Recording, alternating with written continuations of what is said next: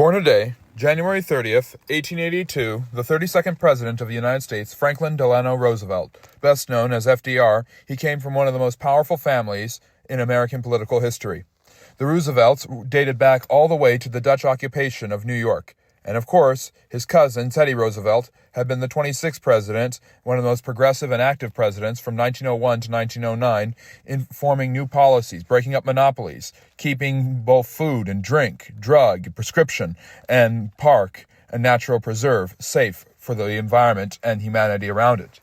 This active notion and progressive idea inspired the young Franklin to enter politics himself.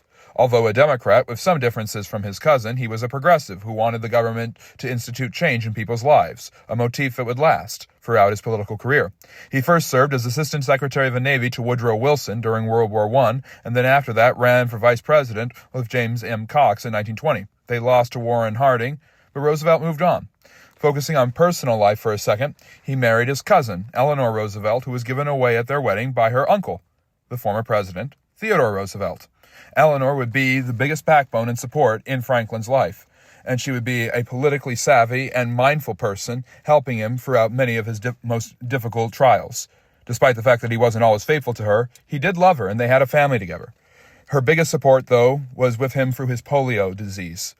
The diagnosis struck him in the early 1920s and almost ended his political career. But Roosevelt was not one to shy away. He would deal with this ailment throughout the rest of his life and presidency, covering it up when needed.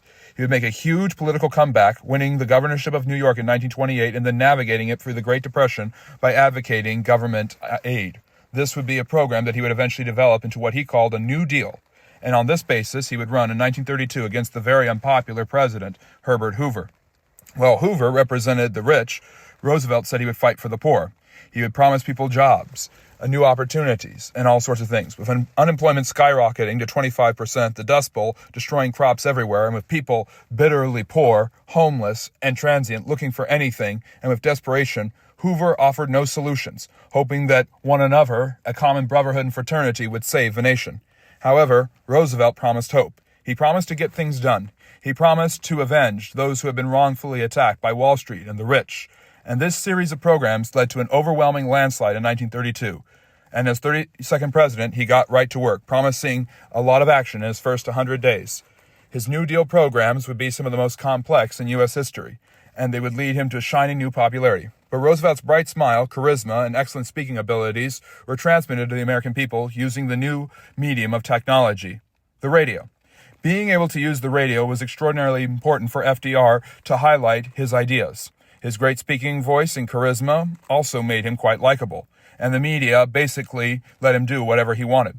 And his fireside chats in which he would address the nation routinely throughout the Great Depression and World War II brought him close to the American people, and the American people close to him. He was like part of their family, telling them everything would be all right, and in many ways it would. Although his programs did not solve the Great Depression, they made things easier and gave people hope. His first series of New Deal programs created a series of organizations like the CCC or the NRA, not the National Rifle Association, or the WPA, the Workers' Progress Administration. These offered building projects, electricities, dams, things like that allowed people to find working jobs. This made Roosevelt extremely popular, putting the people back to work and giving them opportunities as he implemented a full-blown Keynesian economic future for America in which the government provided work and monies for people to use to stimulate the economy. These jobs were temporary and did not solve all of the problems, but they did put people back to work, and Roosevelt was quick at work as well. His second New Deal, which started in 1934 in only his second year of presidency, again, he was very proactive, involved a series of reforms and reliefs, Social Security, workers' compensation, unemployment insurance, and the creation of the Federal Deposit for Insurance Corporation, which stabilized banks, always making sure they had enough money so that they would never close.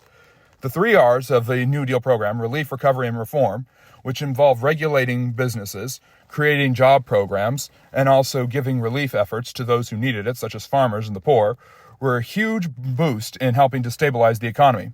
And although things did not get better until after World War II, Roosevelt continued to champion his programs, winning huge landslides. He's the only president to win more than 2 elections. He won 4 in total, setting a record, and every single one of them was an absolute blowout. His second one is the biggest blowout, technically, in presidential history. Roosevelt's success continued as he continued to monitor New Deal programs, running for an unprecedented third term in 1940, with issues springing up not just domestically, but internationally as well. The rise of authoritarianism and fascism, with the Nazis, Adolf Hitler and Benito Mussolini, and the fascists in Italy, and their aggressive policies, alarmed and put fear into many Americans. Also, the aggressiveness of Imperial Japan towards the longtime ally of the Americans, the British and the French, made the Americans weary about things. Roosevelt offered to be a calming force.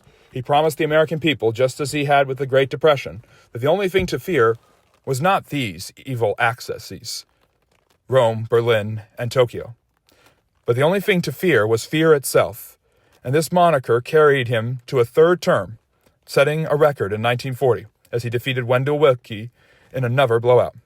And he promised that the New Deal programs would work, that the economy would stabilize, that people would go back to work and be successful, and that he would make sure that America did not get involved in a war in international seas. He would keep Americans safe and keep them from dying. It was a promise that he could not eventually keep. However, he had the popularity and the backing of the American people, and they trusted him no matter what he wanted to do. As he grew closer and closer in his ties with Great Britain through the Lend-Lease Agreement, he also prompted the big American manufacturers, such as GM and Ford, to start producing as much military equipment as possible. This put people back to work and slowly but surely led to the economy stabilizing. However, on December 7, 1941, due to an oil embargo, Imperial Japan struck Pearl Harbor in Hawaii. Now, the United States could not ignore it. With Germany declaring war and Italy soon after that, the United States was drummed not only into the Pacific, but into the European fronts of the war. Working at first with the British, the Americans did everything they could to mobilize efforts in North Africa to push the Germans and Italians out. Then they teamed up with the Russians and Joseph Stalin. Roosevelt was not exactly sure what to think of Stalin, but the enemy, my enemy, is my friend. At this time, Roosevelt also took the four freedoms that he had articulated during the New Deal programs: the freedom of speech, the freedom of worship, the freedom from want, and freedom from fear, to stimulate public pride, using this propaganda, drawn these pieces by the great Norman Rockwell, to bring Americans together, motivate them to bring peace not just to their own society, but to the entire world as all. As all people, he believed, had a right to experience these freedoms. Selling war bonds, putting women to work, all of these things were quintessential to the American messaging, as was the demonization of their enemies, usually through racist methods such as the internment of the Japanese, which Roosevelt actually supported. Meanwhile, his wife drafted the first ideas from the Four Freedoms that would become the basis for the UN. And of course, the main enemy was Germany and Japan, and they remained such, with American propaganda demonizing the enemy and championing their cause. And the Americans did very well, winning big battles through island hopping, starting with the island of Midway in the Pacific, while also taking the fight to the Italians in Italy.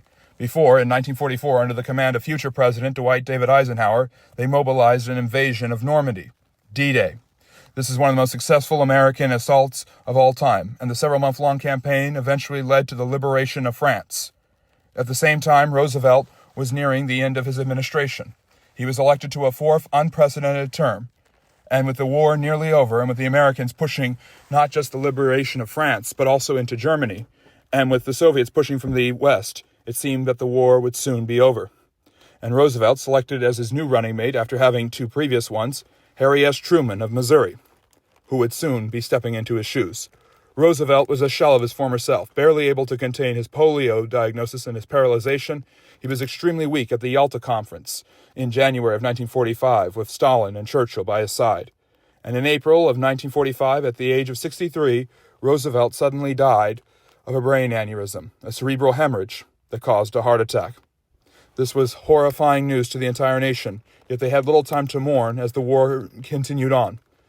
Hitler soon committed suicide, the Nazi high command were arrested, and on May 8th, the Germans surrendered.